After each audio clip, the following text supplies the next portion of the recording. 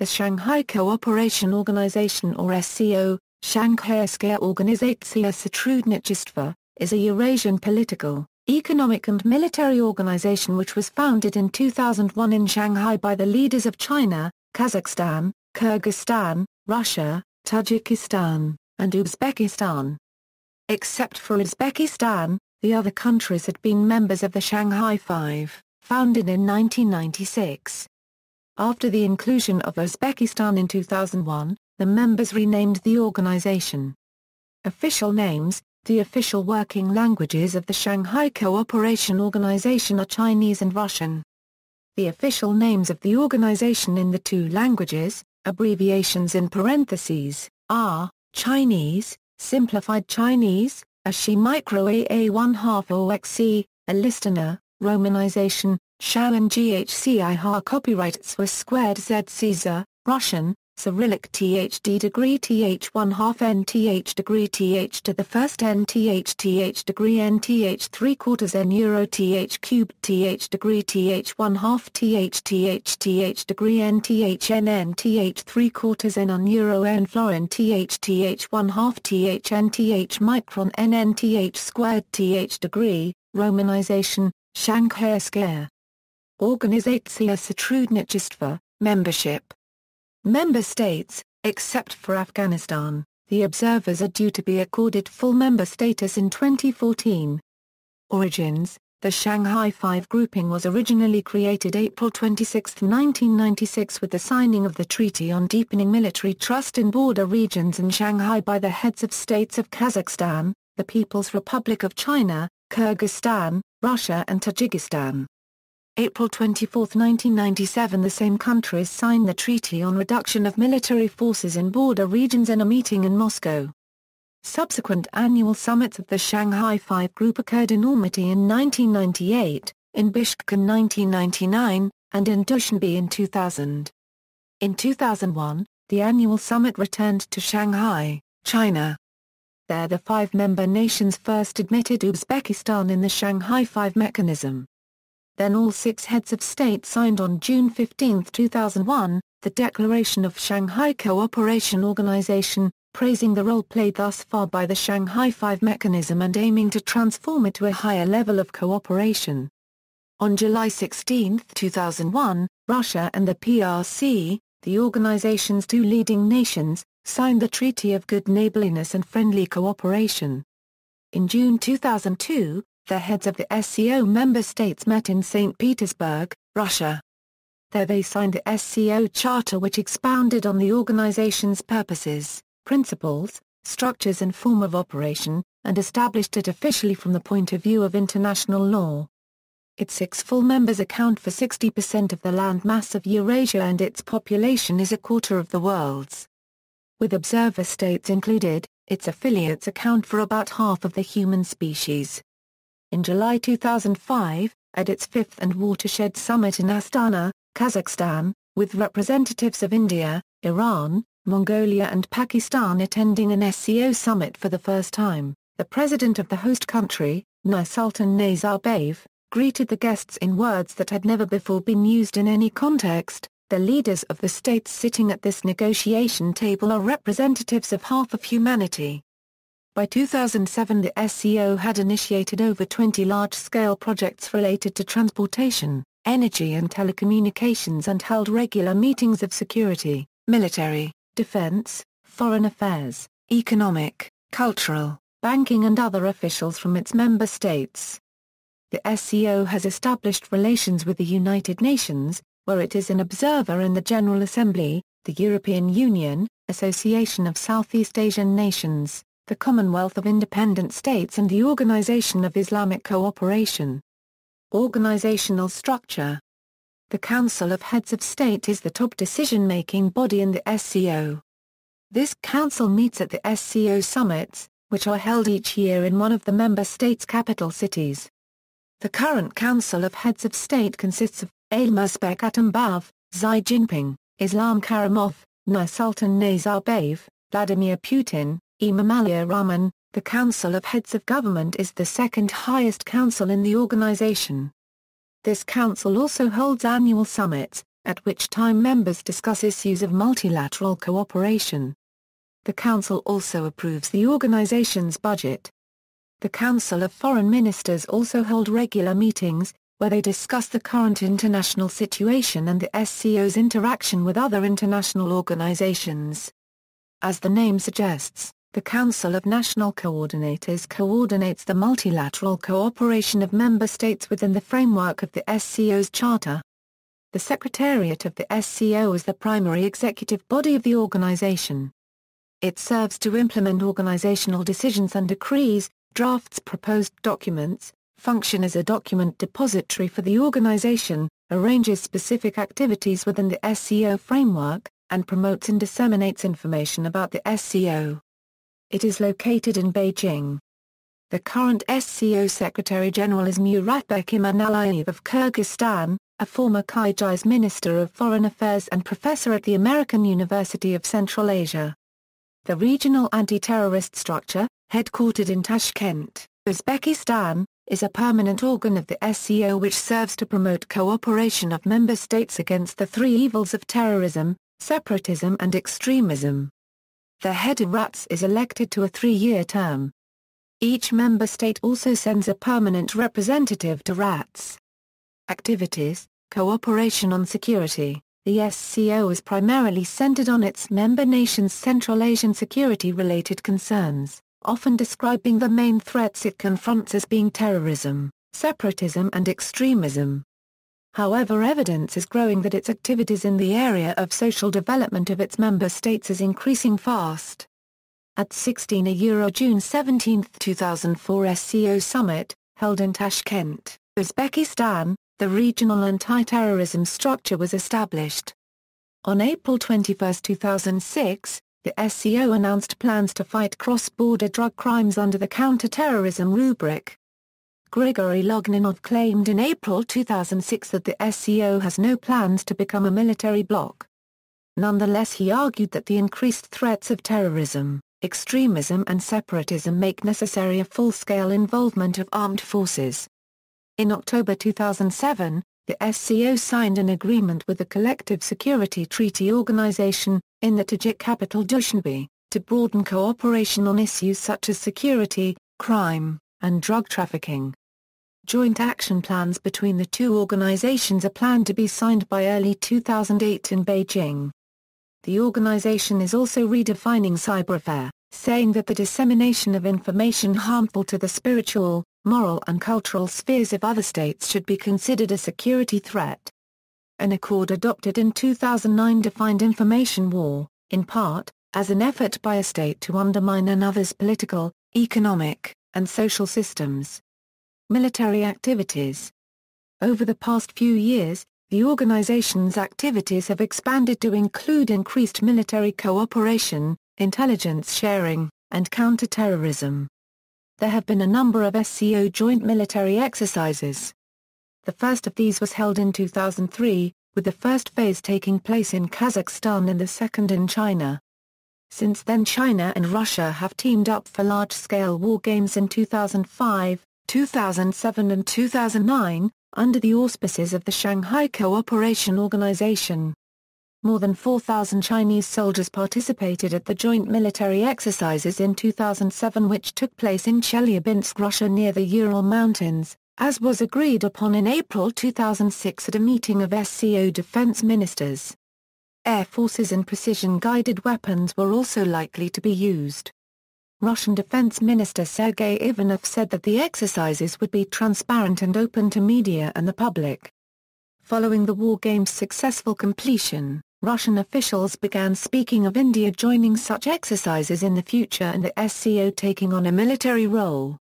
Peace Mission 2010, conducted September 9, the Euro 25 at Kazakhstan's Matai-Bulak training area, saw over 5,000 personnel from China, Russia, Kazakhstan, Kyrgyzstan and Tajikistan conduct joint planning and operational maneuvers. The SCO has served as a platform for larger military announcements by members. During the 2007 War Games in Russia, with leaders of SCO member states in attendance including Chinese President Hu Jintao, Russia's President Vladimir Putin used the occasion to take advantage of a captive audience. Russian strategic bombers, he said, would resume regular long-range patrols for the first time since the Cold War. Starting today, such tours of duty will be conducted regularly and on the strategic scale, Putin said. Our pilots have been grounded for too long. They are happy to start a new life. On June 4, 2014, in the Tajik capital Dushanbe, the idea was brought up to merge the SCO with the CSTO. It is still being debated. Economic cooperation. All SCO members but China are also members of the Eurasian Economic Community. A framework agreement to enhance economic cooperation was signed by the SCO member states on September 23, 2003. At the same meeting, the PRC's Premier, Wen Jiabei, proposed a long-term objective to establish a free trade area in the SCO, while other more immediate measures would be taken to improve the flow of goods in the region. A follow-up plan with 100 specific actions was signed 1 year later, on September 23, 2004. On October 26, 2005, during the Moscow summit of the SCO, the Secretary-General of the organization said that the SCO will prioritize joint energy projects. Such will include the oil and gas sector, the exploration of new hydrocarbon reserves, and joint use of water resources. The creation of an interbank SCO council was also agreed upon at that summit in order to fund future joint projects. The first meeting of the SCO Interbank Association was held in Beijing on 21 February 22, 2006. On November 30, 2006, at the SCO, Results and Perspectives, an international conference held in Almaty, the representative of the Russian Foreign Ministry announced that Russia is developing plans for an SCO energy club. The need for this club was reiterated by Moscow at an SCO summit in November 2007. Other SCO members, however, have not committed themselves to the idea. However, on August 28, 2008 summit, it was stated that against the backdrop of a slowdown in the growth of world economy pursuing a responsible currency and financial policy, control over the capital flowing, ensuring food and energy security have been gaining special significance.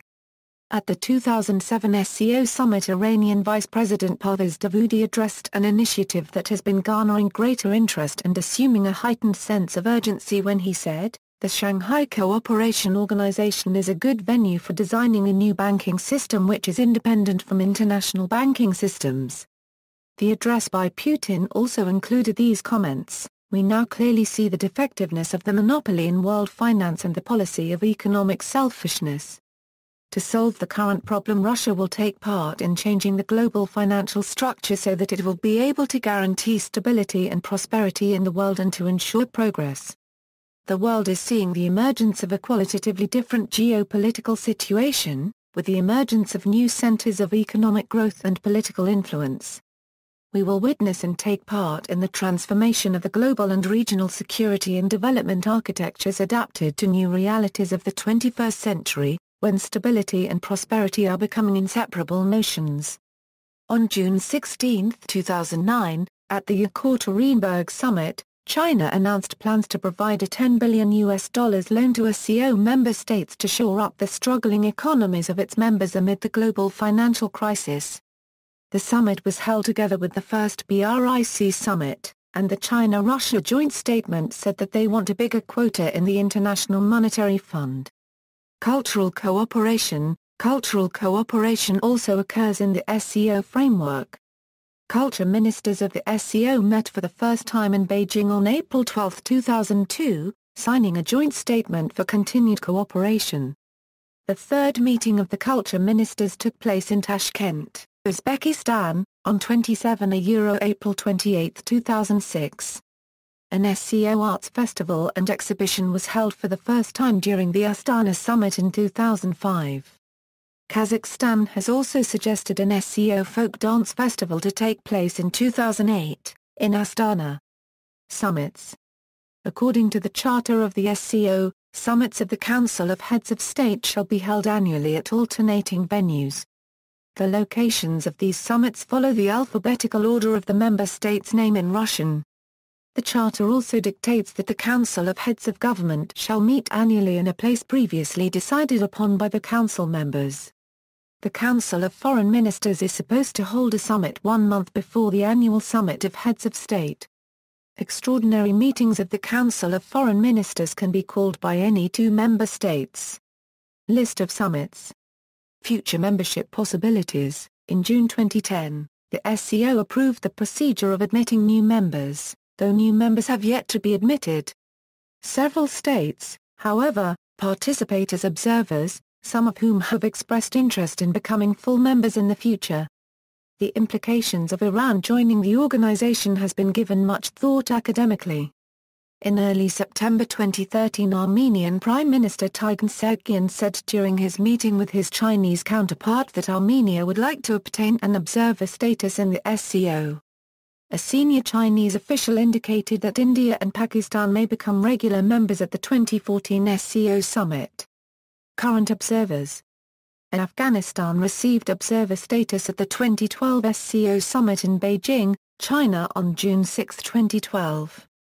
India currently has observer status in the SCO. Russia has encouraged India to join the organization as a full-time member, because they see it as a crucial future strategic partner. China has welcomed India's accession to the SCO.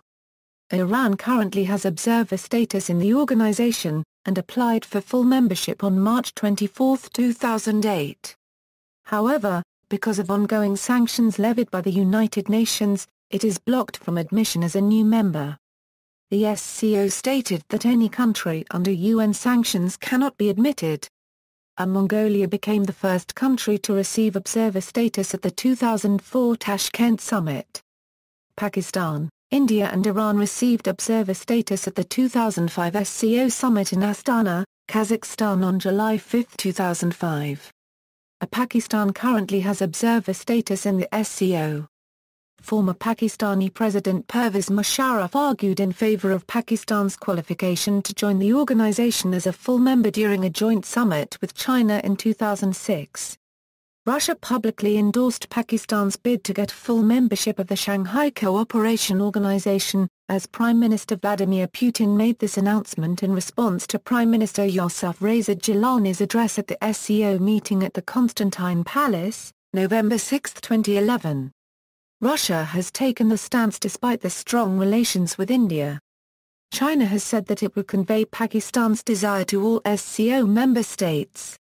In turn, Musharraf was formally invited to the 6th summit of the SCO to take place in Shanghai in June. The Prime Minister of Pakistan Yousaf Reza Gilani once again argued in favor of Pakistan's qualification to join the organization as a full member.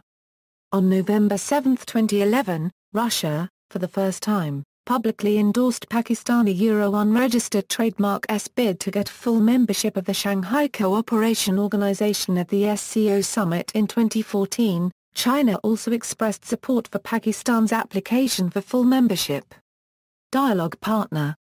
The position of dialogue partner was created in 2008 in accordance with Article 14 of the SCO Charter of June 7, 2002. This article regards dialogue partner as a state or an organization who shares the goals and principles of the SCO and wishes to establish relations of equal mutually beneficial partnership with the organization. Belarus was granted dialogue partner status in the Shanghai Cooperation Organization at the group's 2009 summit in Yekaterinburg. Belarus applied for observer status in the organization and was promised Kazakhstan's support towards that goal. However, Russian Defense Minister Sergei Ivanov voiced doubt on the probability of Belarus membership, saying that Belarus was a purely European country. Despite this, Belarus was accepted as a dialogue partner at the 2009 SCO summit. Sri Lanka was granted dialogue partner status in the Shanghai Cooperation Organization at the group's 2009 summit in Yekaterinburg. Turkey, a member of NATO, was granted dialogue partner status in the Shanghai Cooperation Organization at the group's 2012 summit in Beijing. Turkish Prime Minister Recep Tayyip Erdogan has stated that he has jokingly discussed the possibility of abandoning Turkey's European Union membership candidacy in return for full membership in the Shanghai Cooperation Organization. Relations with the West. Western media observers believe that one of the original purposes of the SCO was to serve as a counterbalance to NATO and the United States, and in particular to avoid conflicts that would allow the United States to intervene in areas bordering both Russia and China. And although not a member state, the former president of Iran Mahmoud Ahmadinejad has used his speeches at the SCO to make verbal attacks against the United States. The United States applied for observer status in the SCO, but was rejected in 2006. At the Astana summit in July 2005, with the wars in Afghanistan and Iraq foreshadowing an indefinite presence of U.S. forces in Uzbekistan and Kyrgyzstan, the SCO urged the U.S. to set a timetable for withdrawing its troops from SCO member states. Shortly afterwards, Uzbekistan asked the U.S. to leave the K2 air base. The SCO has made no direct comments against the U.S. or its military presence in the region. However, some indirect statements at the past summits have been viewed by the Western media as thinly veiled swipes at Washington. Geopolitical aspects of the SCO. There have been many discussions and commentaries about the geopolitical nature of the Shanghai Cooperation Organization. Matthew Brummer, in the Journal of International Affairs, tracks the implications of SCO expansion into the Persian Gulf. Iranian writer, Hamid Golpira, had this to say on the topic: according to Zbigniew Brzezinski's theory, control of the Eurasian landmass is the key to global domination, and control of Central Asia is the key to control of the Eurasian landmass. Russia and China have been paying attention to Brzezinski's theory since they formed the Shanghai Cooperation Organization in 2001, ostensibly to curb extremism in the region and enhance border security, but most probably with the real objective of counterbalancing the activities of the United States and NATO in Central Asia. At a 2005 summit in Kazakhstan, the SCO issued a declaration of heads of member states of the Shanghai Cooperation Organization which addressed their concerns, and contained an elaboration of the organization's principles.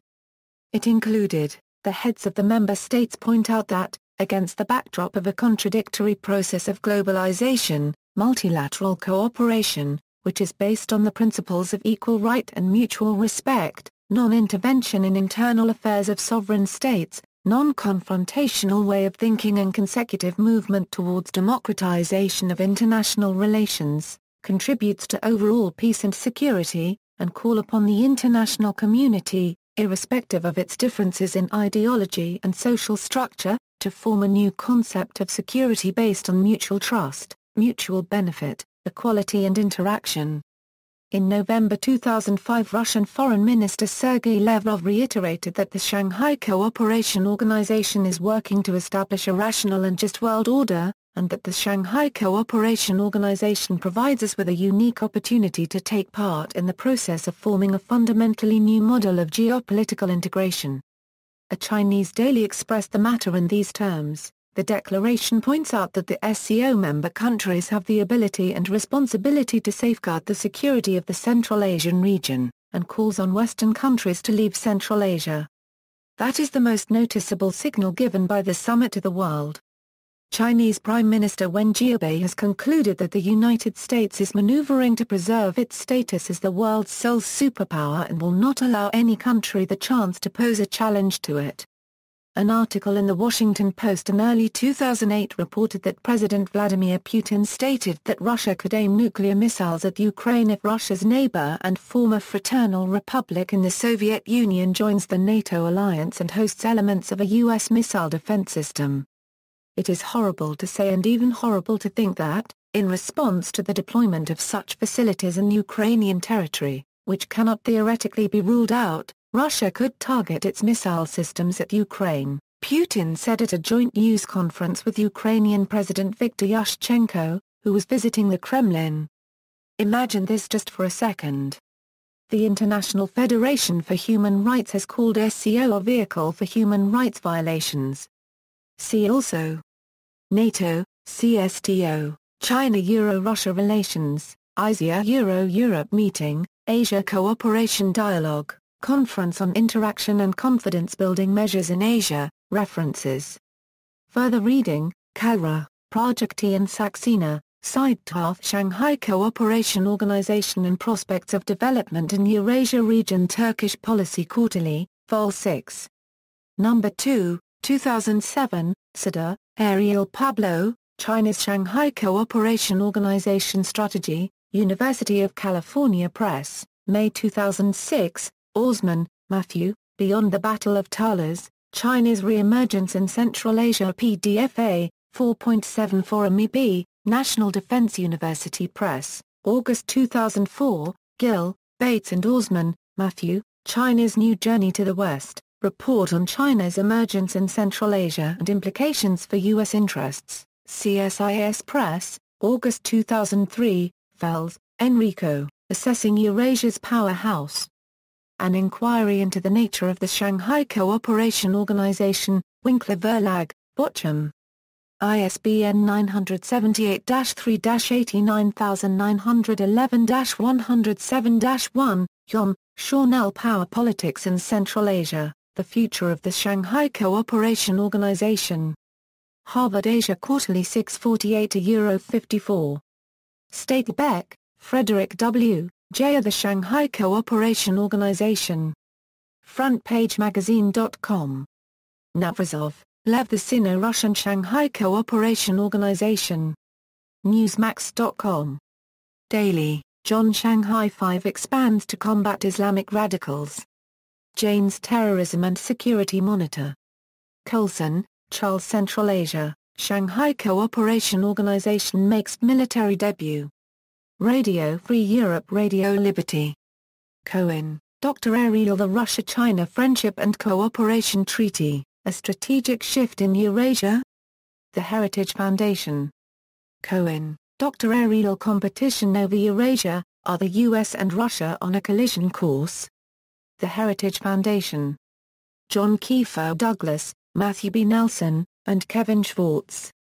Fueling the Dragon's Flame, How China's Energy Demands Affect Its Relationships in the Middle East. A PDF-A, 162. A KIB, United States-China Economic and Security Review Commission, October 2006.